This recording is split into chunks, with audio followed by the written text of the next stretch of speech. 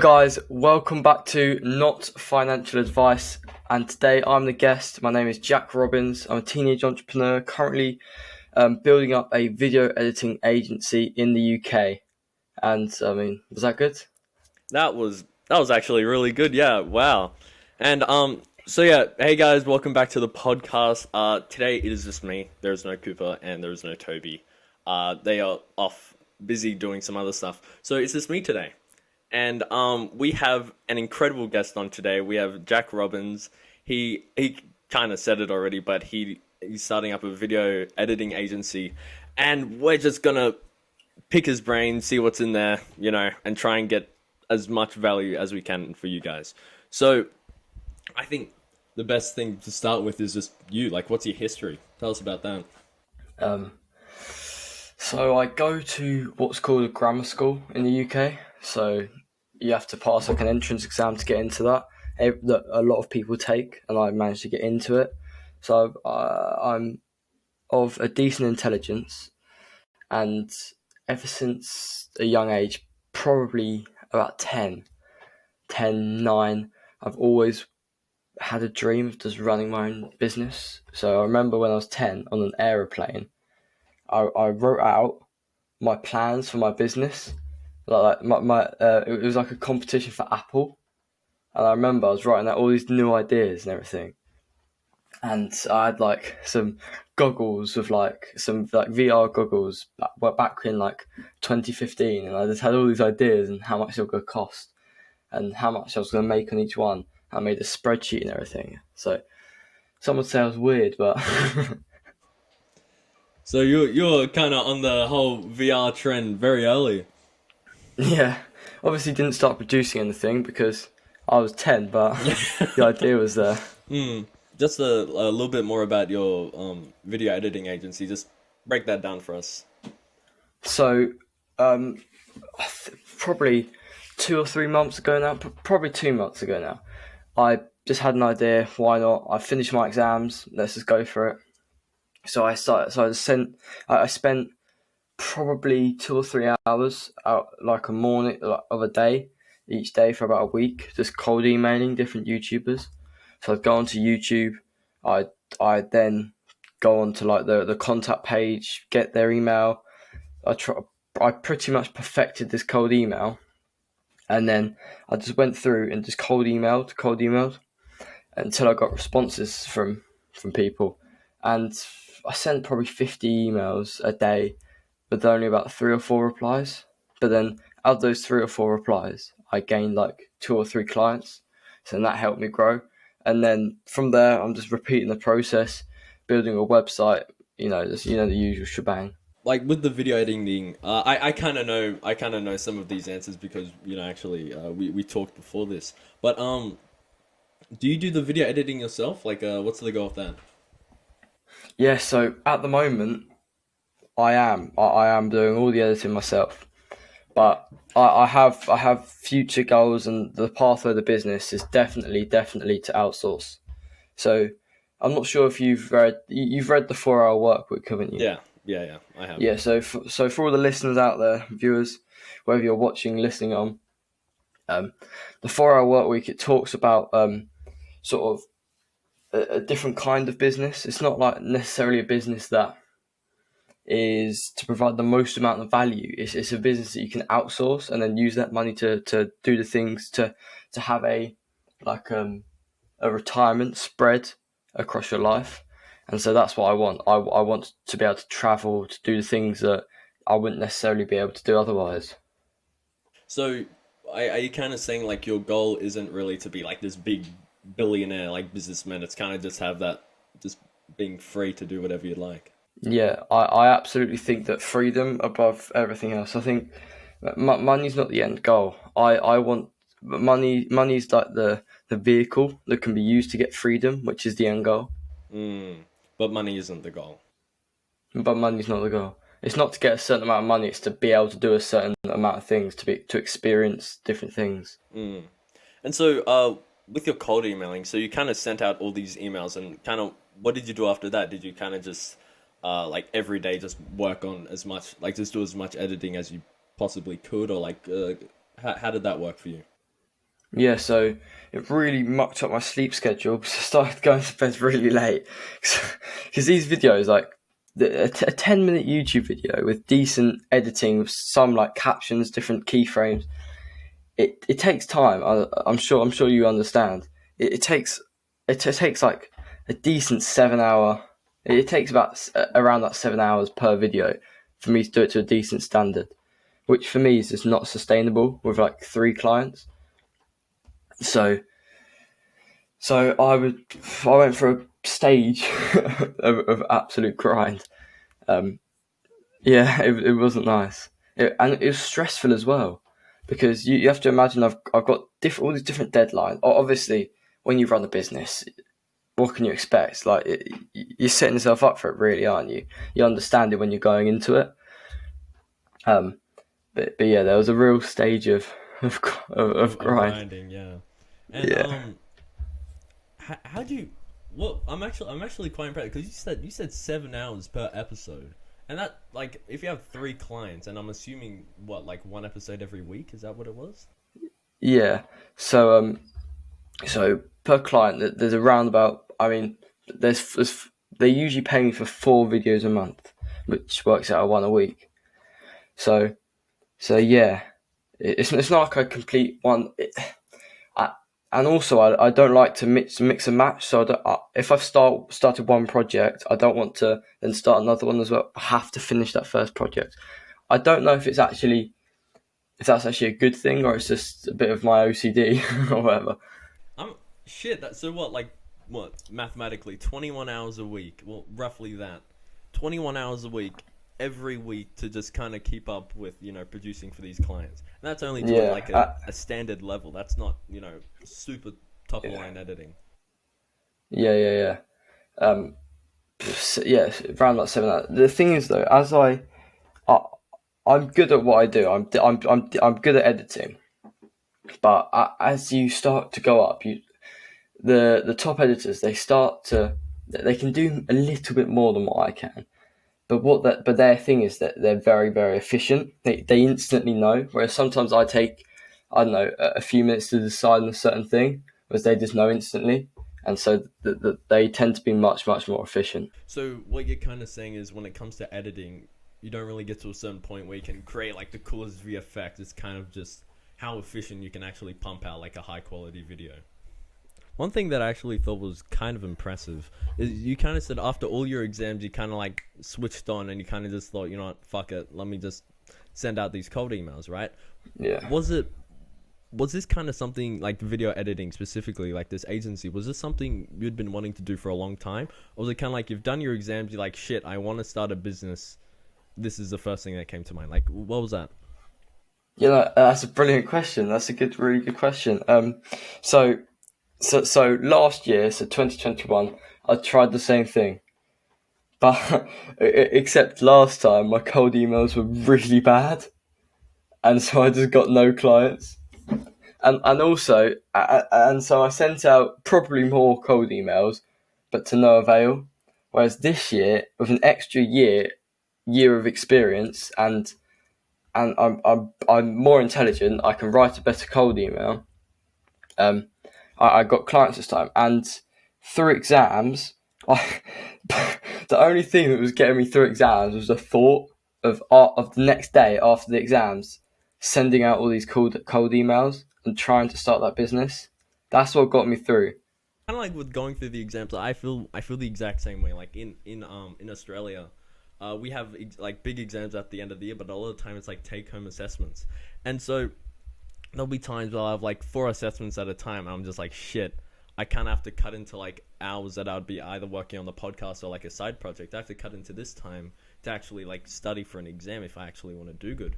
And it's kind of like that feeling of just like, all right, once I'm like out, like once I've submitted that assignment, I'm done and I can just go back to doing what I want to do. So with school, I think for an entrepreneur, I think school is it holds you back. It holds you back, but I think it's a very very good thing. Okay, it holds you back. It's not the most optimal way to run a business on the side. Okay, it's not in that sense it's bad, but in the sense that it takes up so much of your time and and and makes you disciplined. So in your time that you're not working on school, you have to work on your business. It gives you that discipline, which is such a useful skill that can be used later down the line when you have the whole time. So it just gives you that discipline of your time management, and you know I've only come across that recently, that thought, because beforehand I was just like, why have I got to do this? But now thinking, you know what, it's something that I have to do. Why can't I just try and be the best at it that I can, and also try and take something away from it? I've never thought of that. I've never thought of it that way, because a lot of times it's like, why am I learning this? Why am I learning this? But kind of just based off what you said, it's just like, it's actually just, it's preparing you more for the future. Especially like in those times where it's like you have to work like a 9 to 5 and have your business on the side, kind of like just to make money to supply that. Like, school is actually like a really good way to kind of learn that discipline and to actually just see if you're interested in being an entrepreneur, because a lot of the time you're putting in lots of hours every day. And I mean as well, some of the things you learn in school I don't agree with, but more like the time that it takes up. That definitely. And I mean, like you're in the UK, so it's and I'm in Australia, so it's a bit of a different school system. But I feel like just across the world, it's all kind of the same thing. Really, just like geography, history, math, English, like all this like bullshit. Well, not okay. I won't say bullshit. A lot of it is actually valid, but I mean, like coming from an entrepreneur, it is bullshit because you won't actually be using a lot of it. Going back to your video editing business, you kind of said that you had 1 year to like kind of just think through, and then once you actually got to like properly writing the cold emails, you did really well and you're actually able to land some clients.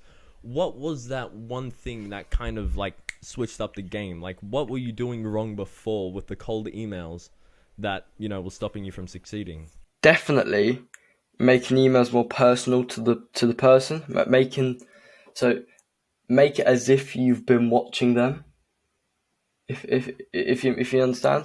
So for certain guys, there may be a joke that they've used in the video, or something, and then if you just add that at the end, like instead of saying thanks for your time or whatever, just add in that little bit about that joke, and it just twigs on them. And I mean, quite often I've tried to use Tim Ferriss's cold email template, which obviously I'm not going to say it's bad, but it didn't work for me. I I just said I used the first bit. I don't want to take up much of your time or whatever, or how are you doing. I just skipped straight to the point. I'm a video editor, 3 years experience, blah blah blah. I use Final Cut Pro. I've currently got this and this clients. It'd be great if you could get back to me. And then I included a link to a introductory video about me. And that why have I forgotten about that? That is the biggest thing as well. There's two things: making it more personable and including that introductory video. And that introductory video, it is done wonders. It makes me feel to the client, to the prospect client, as if I'm an actual person, and I'm not just some scammer behind the keyboard just typing on the keyboard. I don't want you to say like who they are, because that's probably like some legal issues. But these content creators, how big are they? Like the people you're doing editing for? Well, I wrote down a number the other day for 3 clients. So my top client has got just over 4 million total views in his channel.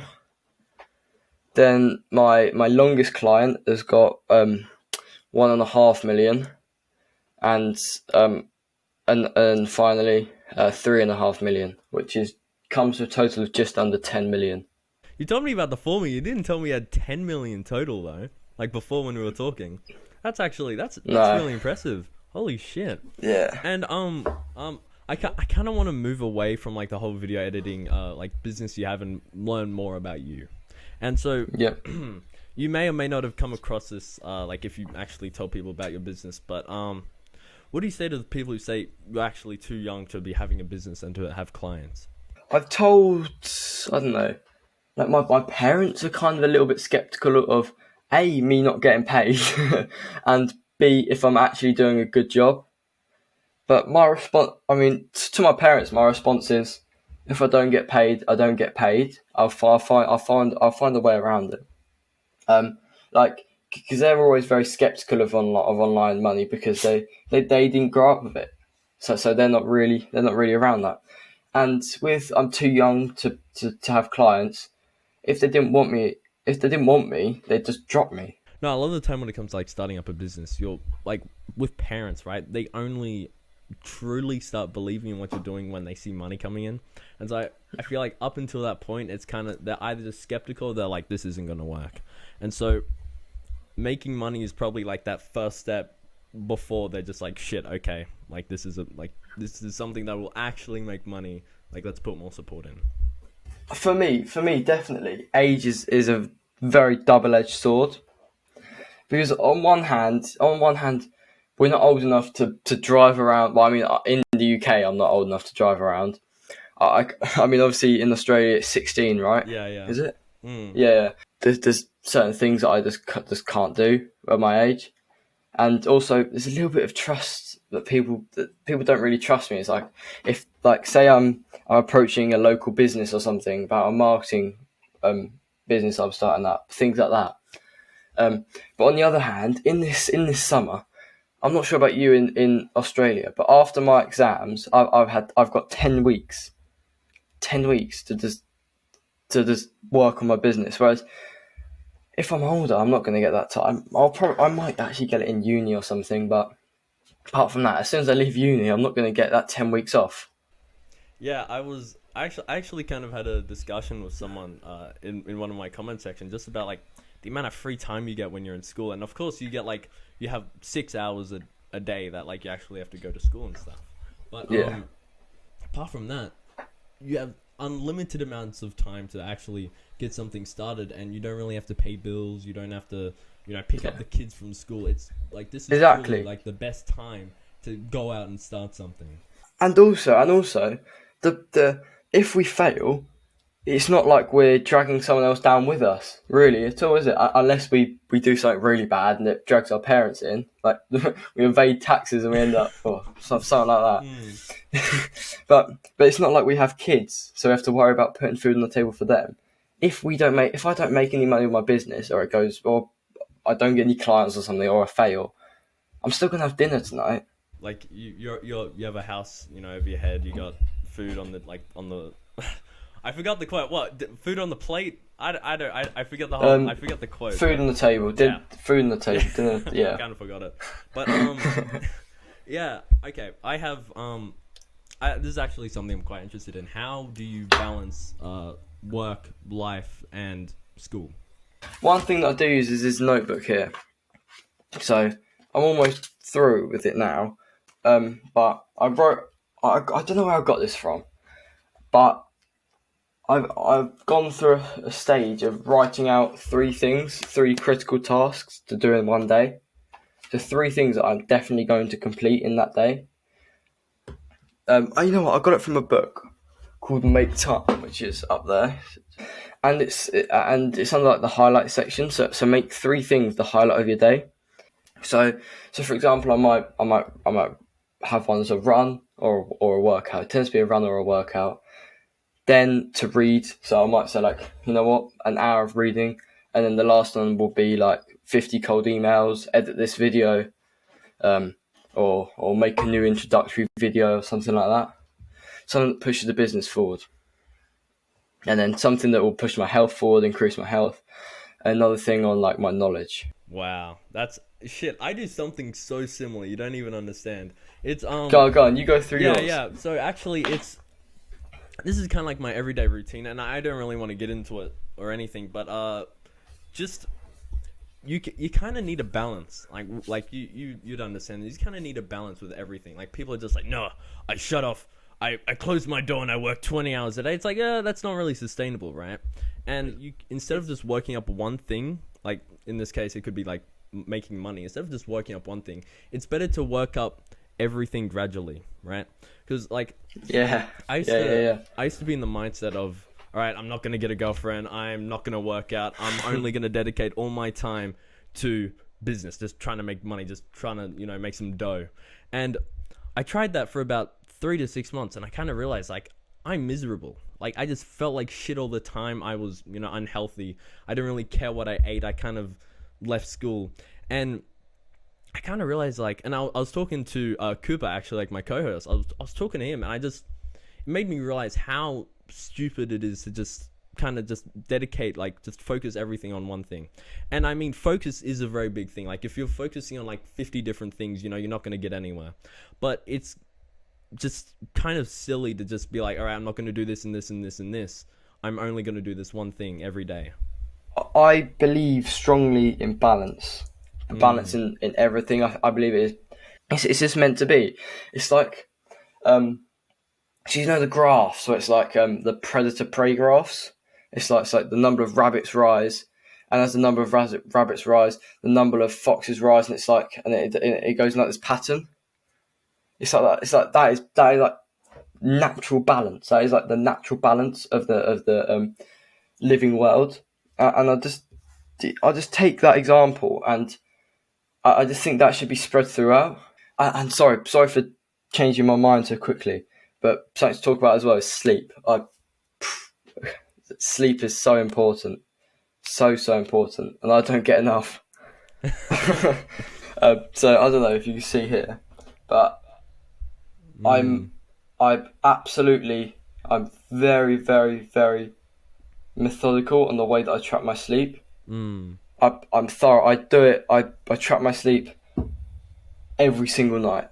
I mean, there's even like when it comes to sleep, there's a lot of like scientific stuff. It's not just like, oh, get 8 hours, but it is truly like if you don't get enough sleep, I think it was if you get less than 7 hours sleep. This is a bit off, but if you get less than 7 hours sleep, your testosterone drops. And like the rest of this stuff is kind of like a bit analytical, but it's like the recipients who were in the study, like the males, their testosterone dropped, which is kind of a big thing if you're working out trying to get big. Your focus drops, your stress increases. That's actually a really big thing. You kind of feel more stress if you're not actually, kind of like sleeping properly. And another big thing is like physically, like kind of going back to like a bit on testosterone, is your cholesterol goes up, your blood pressure goes up, and it's crazy how much sleep actually impacts your life, because sleep is the way your body just takes out all of the like the bad nutrients in your body, right? Like in your bloodstreams and stuff, all the waste products. Sleep is actually what helps your brain flush out all the shit you don't need. And if you're not getting enough sleep, you're not actually letting your brain release all those harmful toxins and chemicals, which is, and even long-term shit. I'm going on a bit of a rant. Even long-term, they found, if you get less than 6 hours of sleep, there's a really big increase in Alzheimer's, dementia, and amnesia, which, I mean, those are just horrible diseases to get when you're, pushing to 50 and 60. I've got a point. I've got a point to make. I'm not going to take credit for this. I saw it on TikTok last night when I should have been sleeping. Okay. There's a guy on there. I don't know. It might have been Tony Robbins actually. I don't know. It was some guy at like a big event, and he said, when you're sleeping, you're ultimately vulnerable, right? So you're not conscious. You can't really hear. You can't really react to anything. So think about our ancestors when they're at their most vulnerable. If there's any way that they could have evolved to make us not have to sleep, they would have. Think about that. Because if one person was born and they didn't have to sleep, think about how much more productive they would have been, how much less likely to be killed they would have been. So think about it. If sleep wasn't that important, we would just evolved to not have to sleep. But it's that important that our ancestors didn't evolve because they needed the sleep. So they risked their life to get that rest, to get their 8 hours. That's actually real. Holy shit. That's actually really cool. I've never thought of it that way. Wow. Clip that for the TikTok. I 100% am gonna do that. But I feel like you'll get some people like, oh, I saw this earlier, blah, blah, blah. But yeah, definitely. I mean, I said at the beginning that I don't take credit for this. But, fuck, holy shit, that's actually, I don't know, that's just blown my mind. Wow. Yeah, I was sitting in bed last night and I was just thinking, cool, I should go to sleep there, shouldn't I? This question may be a bit personal, but what would you say is your biggest failure? This is something that I am not proud of. It's something that kind of goes against me. It's just, it's not, it won't get me in prison. This is what I'm about to I say. hope Trust so. me. I'm, I'm not admitting a crime. So I usually, so Bill Gates. You know Bill Gates. If you don't know Bill Gates, just leave, mate. So Bill Gates. I mean, I've got a book here just on my desk. And he says, I would never start a book that I'm not going to finish. Okay. He will never start a book that he's not going to finish. So that made me think, basically, Jack, just follow through with things. Just follow through with things. Just use it as like a discipline. Just follow through. That's what I tried to do. This one time. It was in 2020 lockdown, so I was much younger. Much less experienced. I partnered with my great auntie, who makes jewelry in America. Really random, I know. And so she makes this female jewelry that is actually quite nice stuff. Like, it is nice stuff.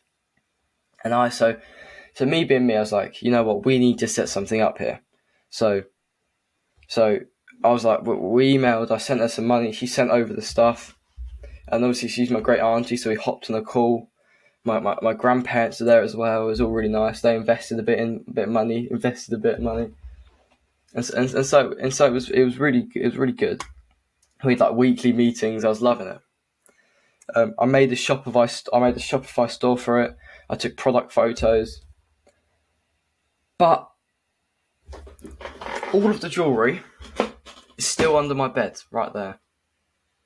All 50 pieces of the jewelry is still under there. I spent about 50 pounds of my money. I wasn't really that invested into it. I mean, I thought I was, but I wasn't actually. I didn't know how to launch a product. I didn't know any of these things. I didn't even look it up on YouTube, really. I just went along with it. And what I did was I started like an Instagram account, and that was my way of marketing it. I mean, the Instagram account had like 15 followers. It wasn't looking good, you know. Um, and I was doing like countdown posts, like 15 days to launch, and no one cared at all. Like, if anyone saw it, I think it had 4 likes or something. My cousins, my brother, me, and my grandparents. It's just, I mean, when I told people about it, they seemed impressed, and when I showed people the website, they were like, "Oh, that's actually a really good website," because the website was good. The Shopify store I made, I mean, because I've done a few e-commerce stores in the past. I was decent at it, but with hindsight, what I should have done is just start affiliating with different creators, to send them out some jewelry, get them to look at it and everything. But I was just too scared to give away jewelry for free. But I don't know what I was on about, really.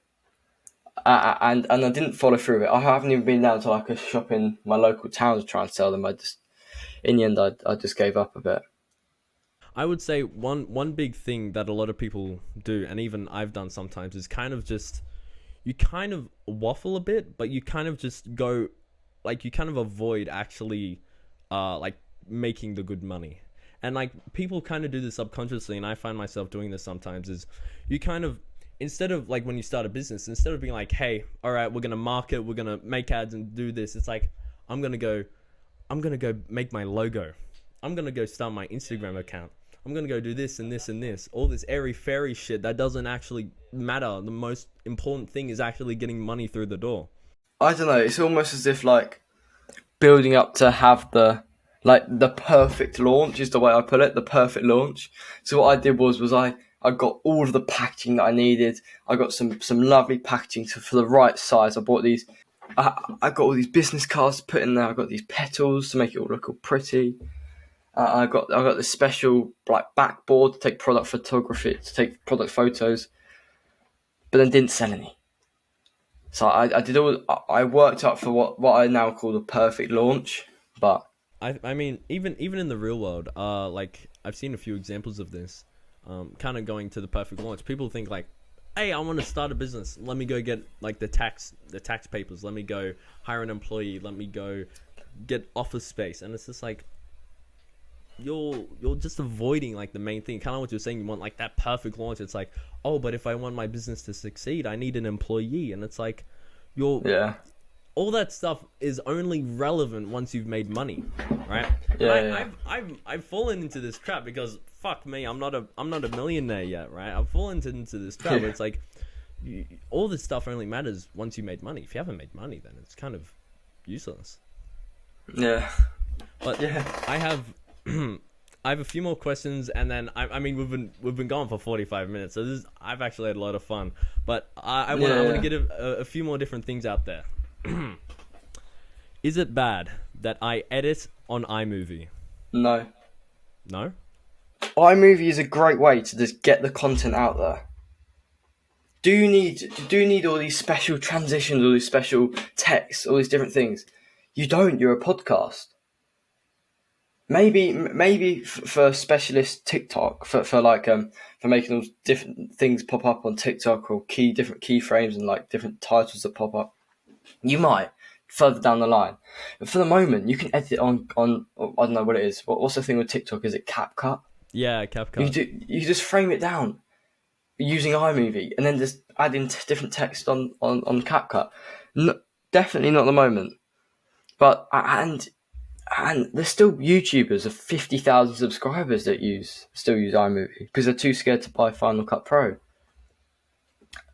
But I do have a little nugget of knowledge for you. Sure. If you want to use Final Cut Pro, get the free trial. Okay. Mhm. If you haven't already, get the free trial, and then I don't know where I found this out, but you can literally have an unlimited trial. But just by every time you click back onto Final Cut Pro, you turn back your Mac time to the start date of the trial. You can just have it forever, until obviously they patch it. But shit, that's pretty smart. I mean, I'll probably never use Final Cut Pro because I'm not that skilled, and I am not that qualified to even be using Final Cut Pro. But I mean, we've probably got some people who actually find that really interesting. We've kind of talked about everything about being an entrepreneur, right? And especially being a teenage entrepreneur, kind of all the work you have to put in. What is probably the bad thing about being a teenage entrepreneur? Like, what's the con? But this is quite personal for me. So I sometimes feel that I'm too ahead of time. So I feel like sometimes I'm saying things and acting as though I'm in my 20s when actually I should just be enjoying my teenage years and just not be worrying about the stress. Oh, I've got to edit this video. I've got to call this client at a certain time. Why can't I just go out and just be a teenager? You know.